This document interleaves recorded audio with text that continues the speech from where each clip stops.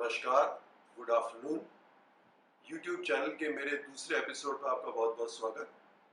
आपने मेरे पहले एपिसोड को बहुत सराहा और मेरे पास आप लोगों से बहुत ही कमेंट्स आए और बहुत सारी सवाल आए। तो मैं कोशिश करूंगा कि आज के एपिसोड में उन सवालों का आपको जवाब दूं, ताकि आपके आगे के बिजनेस के अंदर मैं आपकी कुछ मदद कर सकूं। तो आज का जो हमारा एपिसोड है वो तीन मेजर चीज़ों को एड्रेस करेगा। सबसे पहला है कि ऐसा क्यों माना जाता है कि इस साल की ट्रेंड ऑफलाइन से ऑनलाइन की तरफ जाएगी। दूसरा, आईएसडी का रोल बढ़ेगा या घटेगा। और तीसरा, दुकानदार का जो रोल है वो बढ़ेगा या घटेगा।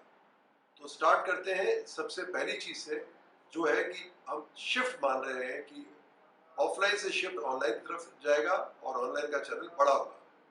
तो इसकी कई वजह हैं। मैं स्टार्ट करता हूं पहली वजह से। मेरा मानना है कि ऑनलाइन इस साल बढ़ेगा, उसके कुछ दो तीन खास रीजन है। सबसे पहला रीजन है कि सोशल डिस्टेंसिंग जो अब एनफोर्स की जाएगी, और जो कोविड-19 का जो लोगों के दिमाग में थोड़ा सा फियर रहेगा, इसके रहते पहली बात लोग मार्केट जाना अवॉइड करेंगे। और दूसरा, मार्केट भी अगर जाएंगे तो दुकानों में जाके दुकान वाले से या दुकान के स्टाफ से डायरेक्टली इंटरेक्ट करने को थोड़ा या कुछ टाइम के लिए अवॉइड करेंगे। तो इस वजह से ऑफलाइन का ट्रैफिक थोड़ा ऑनलाइन की तरफ डाइवर्ट होगा।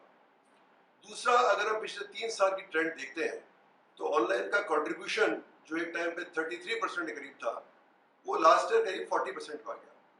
तो उस ट्रेंड को देखते हुए भी हम ये मान सकते हैं कि ऑनलाइन की सेल उसी ट्रेंड के हिसाब से इस साल बढ़नी चाहिए। तीसरी चीज पे हम आते हैं कि अगर नॉर्मली हम साल को दो भाग में बांटते हैं, H1 H2, जैसा मैंने आपको पिछली बार बताया था। H1 जनवरी टू जून और H2 जुलाई टू सितंबर।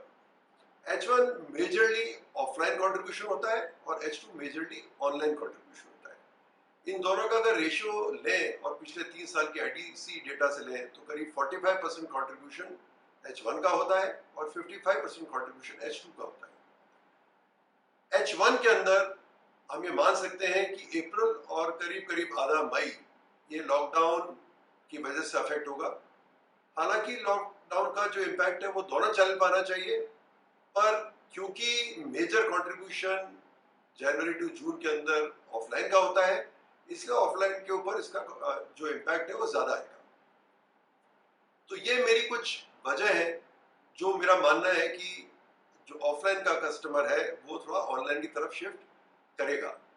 इसी चीज को अगर हम एक एग्जाम्पल की तरह से चाइना जैसी कंट्री को उठाते हैं और देखते हैं, तो हमें देखेंगे कि चाइना के अंदर भी इस साल ऑनलाइन कंट्रीब्यूशन बढ़ा है।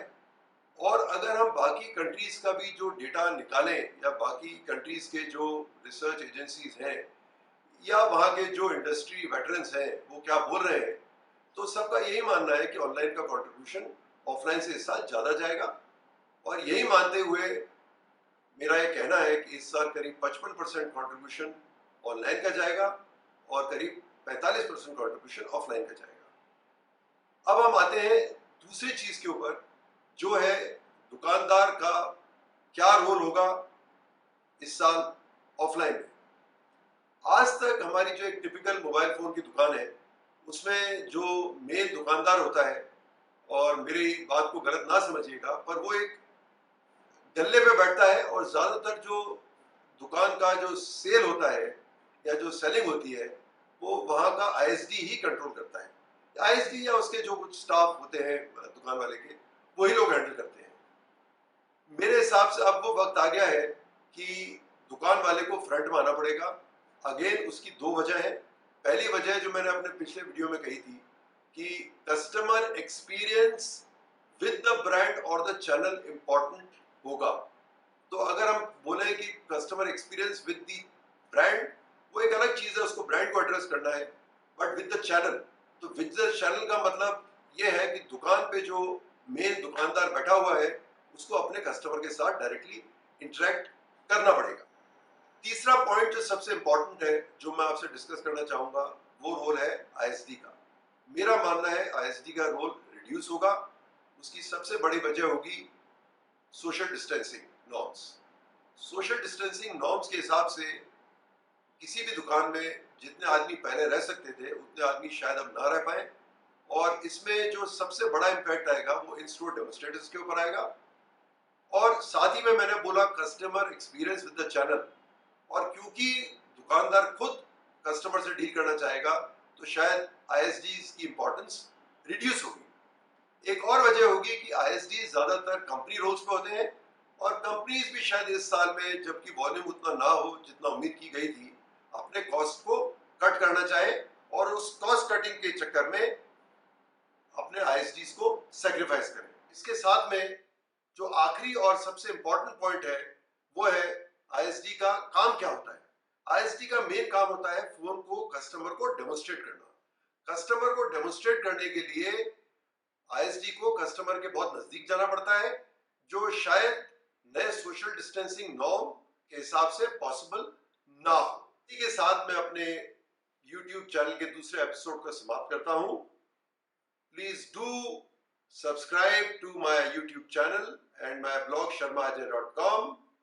Please also share and like my video.